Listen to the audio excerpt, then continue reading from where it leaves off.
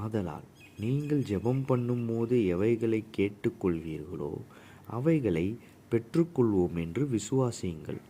அப்பொழுது அவைகள் உங்களுக்கு உண்டாகும் என்று சொல்லுகிறேன். நம்மளுடைய ஜெபம் அதனுடைய மதிப்பு எப்படி இருக்கிறது? ஒரு காசை நம்ம பார்த்தோம்னா அதுக்கு 2 பக்கங்கள் உண்டு. ஒரு பக்கம் அதனுடைய அதிகாரம் இருக்கும், இன்னொரு பக்கம் அதனுடைய மதிப்பு இருக்கும். நம்மளுடைய ஜெபத்தில் தேவன் பேரில் இயேசு கிறிஸ்து அவருடைய ஆண்டவராய் இயேசு கிறிஸ்துவின் நாமத்தின் பேரில் பண்ணுற அதிகாரம் இருக்குது. ஆனால் அந்த பக்கத்துக்குரிய மறுபக்கத்தில் உள்ள அந்த மதிப்பு இருக்கா? அந்த மதிப்பு எப்போ வருகிறது அப்படின்றா, நாம் தேவன் பேரில் வைத்திருக்கும் விசுவாசத்தின் நிமித்தமாக தான் அந்த மதிப்பு இருக்கிறது. அதனால் நாம் செய்கிற ஜெபத்தில் நாம் எதை கேட்டாலும் அதை நாம் பெற்றுக்கொள்வோம் என்று விசுவாசிப்போம்.